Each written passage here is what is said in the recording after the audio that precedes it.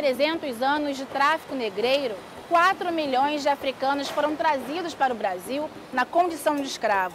2,5 milhões vieram para o Rio de Janeiro.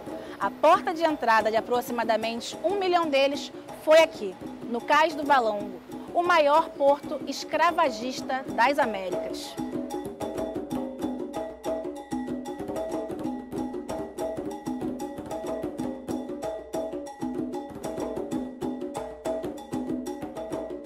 Soterrado por camadas de cimento e asfalto de mais de 1,5 metro de altura, o Cais do Valongo ressurgiu em 2012 com as obras do Porto Maravilha e resgatou uma história que se tentou esconder sobre o comércio de escravos e a forte presença dos negros na zona portuária. Esse silenciamento ele foi uma política deliberada que ocorreu a partir de meados do século XIX e que se fortalece. Antes desse período, havia essa presença, mas essa presença era tão naturalizada pela legalidade da escravidão que não entrava em questão, né? Ou seja, a suposta inferioridade de africanos e africanas e da população indígena, enfim, de todas as chamadas raças, né, biologicamente classificadas. Isso tudo era algo que não merecia estar nos livros de história, na história da cidade, na história reconhecida. Então é verdade, sim. O Cais do Valongo ele foi não apenas oculto, mas a história do Valongo, a história dessa região portuária do Rio de Janeiro, em torno do Cais do Valongo, ela foi ocultada. E mais tarde, além de ter sido ocultada, ela vai ser distorcida. A região do Cais do Valongo era desabitada e de difícil acesso na época da sua construção. E por isso foi escolhida para ser o local de desembarque de africanos escravizados. Houve uma ordem do Marquês de Lavradio, né, vice-rei do Brasil, então colônia, para que o desembarque de cativos deixasse de ser feito na Praça 15, hoje no centro da cidade, né, do Rio de Janeiro, e passasse a ser feito nessa região da Enseada do Valongo. Essa mudança nessa ordem do vice-rei, ela se deve ao fato de que o triste espetáculo da chegada dos africanos escravizados desembarcando e sendo comercializados na região da Praça 15, que era então o centro, né, o centro administrativo e o lugar onde circulava a elite da cidade, era um espetáculo que desagradava a esses setores da elite brasileira. Então foi feita essa mudança, né? Há uma ordem expressa do governante no sentido de que esses africanos pudessem ser desembarcados aqui nessa região e que todo o conjunto, o complexo de atividades que envolvia a compra e venda de cativos fosse realizado aqui. Então aqui havia o mercado de escravos, havia o cemitério dos Pretos Novos para aqueles que não resistiam à travessia, havia também o lazareto, que era o hospital de quarentena no qual os que chegavam doentes, eram muitos os que chegavam doentes, era uma terrível travessia, eram tratados para que melhorados, né, para que depois de terem reabilitado a sua saúde minimamente, fossem comercializados aqui. Em 1831, o cais deixou de funcionar como local de desembarque de cativos por causa da Lei Feijó, a primeira lei a proibir a importação de escravos no Brasil, que apesar de ter sido chamada de lei para inglês ver, expressão usada no Brasil e em Portugal para lei que não são cumpridas, teve efetividade. É uma lei que tem efetividade, tanto que o desembarque nas áreas visíveis da cidade, oficiais, deixa de ser realizado, o desembarque de cativos passa para os portos clandestinos. Então, em 1831, ele é desativado como cais de desembarque de africanos escravizados e passa a receber outras mercadorias. Em 1843, quando da vinda da esposa do imperador Pedro II, né, a princesa das Duas Sicílias, é construído um outro cais, que é o cais da Imperatriz, sobre o cais do Valongo, para receber essa imperatriz. A essa altura, em 1843, a escravidão já era internacionalmente mal vista, a escravidão africana, né? E o tráfico atlântico de africanos escravizados já estava sendo combatido desde o início, aliás, do século XIX. Então, esse compromisso da monarquia com uma nova ordem não escravista já se revelava por algumas atitudes. A encoberta do cais, né, o cais ter sido encoberto, ele ter sido enterrado debaixo do cais da Imperatriz, revela isso, esses novos interesses dessa monarquia. Em 2017, o sítio arqueológico do Cais do Valongo foi declarado Patrimônio da Humanidade pela Unesco por seu valor universal e excepcional, pelo fato de ser o único resquício material que trata da chegada dos africanos escravizados nas Américas, e também pela inestimável contribuição dos africanos e seus descendentes à formação e desenvolvimento cultural, econômico e social do Brasil. Esse é um local de chegada marcado pelo sofrimento, marcado pelo desamparo, pelo medo, pelo susto, né? Muitos dos africanos e africanas que chegaram aqui nesse período mais intenso do Valongo, a documentação sinaliza, eram crianças. A gente está falando de crianças entre 10 e 14 anos, pré-adolescentes, como se chamaria hoje, né? Alguns dizem, mas criança no século XIX era uma outra coisa. Não, eram crianças, ponto, parágrafo. Imaginem essa chegada aqui, imaginem o quanto dessa energia, essa energia de sofrimento, de dor, esse lugar não carrega. E o seu entorno também. Cemitério dos Pretos Novos, o próprio Lazareto, locais de sofrimento, né? O mercado de escravos que os viajantes documentam contando as terríveis cenas. Porém, né?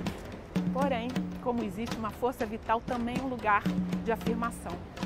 Esse é um lugar de afirmação desses africanos, de seus descendentes diretos. Esse é o local de criação de religiosidade de matriz africana, nesse entorno do cais. Esse é o local do surgimento do samba, dos batuques.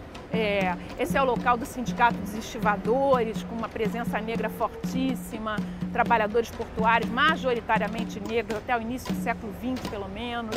Enfim, esse local é patrimônio da humanidade, patrimônio do mundo, do Brasil, das Américas, do estado do Rio de Janeiro, da cidade do Rio de Janeiro, porque ele tem toda essa dimensão, né, para a diáspora africana e para a formação da sociedade brasileira, e também tem essa história, né, forte de resistência, de afirmação, que faz com que a gente reconheça como fundamental para todos nós.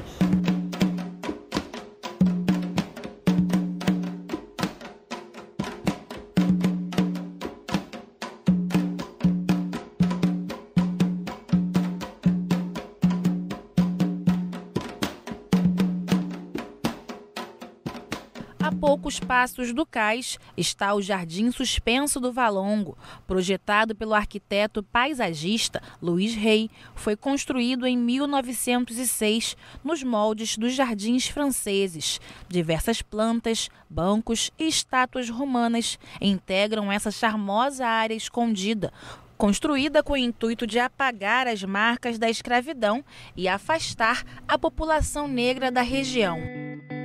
A localização do Jardim Suspensos do Valongo permite visualmente perceber uma área importantíssima para a presença africana e negra nessa cidade, e uma área repleta de lugares de memória.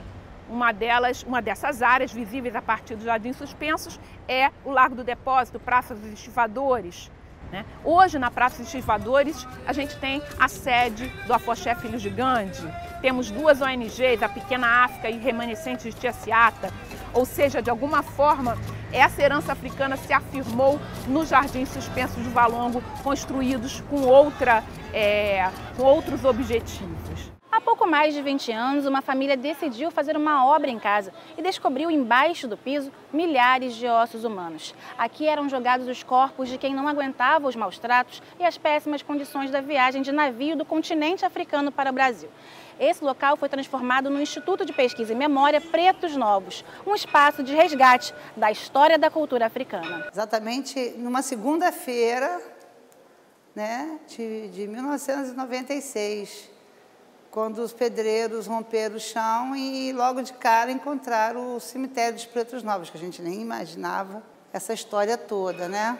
Então, até então, a gente está lutando por essa memória. Porque desde o achado até 2005, ninguém quis cuidar dessa história. Em 2005, em 13 de maio de 2005, juntando amigos como Antônio Carlos e outros, pediram muito para que se fizesse uma instituição para cuidar da memória do cemitério dos Pretos Novos. Posteriormente, em 2011, é encontrado o outro sítio arqueológico aqui na região, que é o Cais do Valongo, que hoje ele é patrimônio da humanidade, graças a esse achado do cemitério dos Pretos Novos. E em 1722, o governador mandou criar o primeiro cemitério dos Pretos Novos, que é no Largo de Santa Rita. Mas à medida que o tráfico vai aumentando, né, e à medida que a população da cidade vai crescendo, este cemitério ali do Largo de Santa Rita começou a incomodar muito a vizinhança. E eles começaram a reclamar do mau cheiro, da situação que incomodava. E quando o Marquês de Lavradio decidiu definitivamente transferir o mercado de escravos da região da Praça 15 para essa região que era conhecida como região do Valongo, também veio o cemitério. Então, o cemitério funcionou neste espaço, mais ou menos entre 1774 até 1831, que é quando vai haver a primeira lei antitráfico. Em um dos poucos documentos disponíveis para pesquisa, é possível estimar que somente entre os anos de 1824 a 1830 foram sepultados 6.000 africanos escravizados nesse local. Mas esse número pode ser muito maior.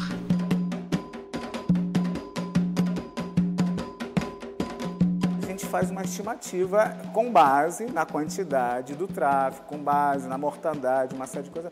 A gente estima entre 25 e 30 mil. Alguns vão além desse número, mas eu acredito que não era possível acima de 30 mil nesse espaço tão pequeno. No Instituto dos Pretos Novos, os visitantes podem observar as escavações ainda em curso. Um vídeo exibido no espaço mostra também alguns artefatos encontrados no local. As contas, as figas, colares, pulseiras, cachimbos, mas também foram encontrados vários outros elementos da cultura europeia, né?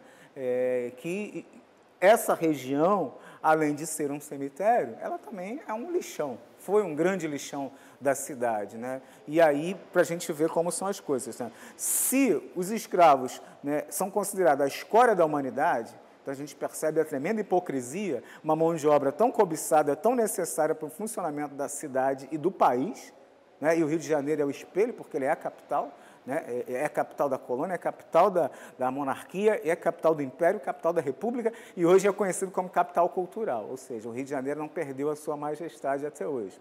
Tá? Embora muito criticado, né? Se fala muito da questão do povo, né? Do carioca em si, né? É criticado pelos estrangeiros, é criticado pelos próprios brasileiros, que ligado à questão da malandragem, hoje ligado à questão do crime, uma série de coisas, mas o Rio de Janeiro continua sendo essa cidade que representa culturalmente o Brasil no mundo. Além de local de estudos e pesquisas arqueológicas, o Instituto dos Pretos Novos funciona como um centro de informação cultural e artística, com galeria de arte e uma biblioteca. A instituição se mantém basicamente com doações. Jornalistas se cotizam até hoje, um pessoal de São Paulo se cotizam, e eles doam R$3.000 e mais, fora 10, 15, 20, 10, 20, 30 reais de pessoas que deixam aqui na caixinha ou então que depositam na nossa conta. E a gente levou o ano todo assim, sem oficinas, sem atividades extra, né, que a gente fazia, a não ser somente atendendo as visitas e fazendo o circuito de herança africano de graça.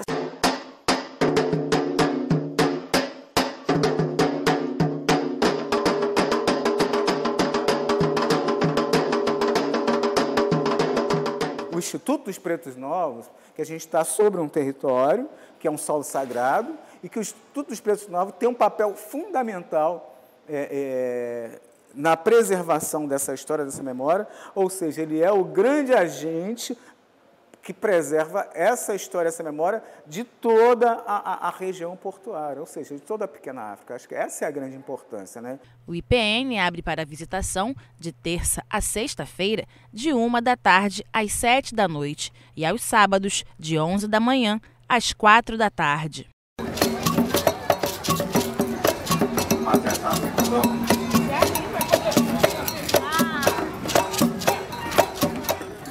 Essa história precisa ser melhor conhecida, né? Quando foi feito um levantamento para a construção do aplicativo Passados Presentes sobre a região da Pequena África, que inclui essa área do circuito, sinalizaram diversas outras localidades para além do circuito. É importante a existência do circuito, sem dúvida, mas é importante pensar que ele foi um primeiro roteiro e que outros roteiros devem ser imaginados nesse espaço e para além dele, marcando a celebração da herança africana na cidade. E entendendo também que o termo celebração não deve ser pensado somente como um momento de alegria frente à beleza, né, e à força dessas heranças africanas, mas também um termo que celebre a resistência, a afirmação, né, essa força vital que fez com que os nossos antepassados pudessem se erguer além da dor, né? Como dizer o poeta, com essa força que só mesmo muita ancestralidade traz. Demonstrando sua beleza, linda nega neguewa.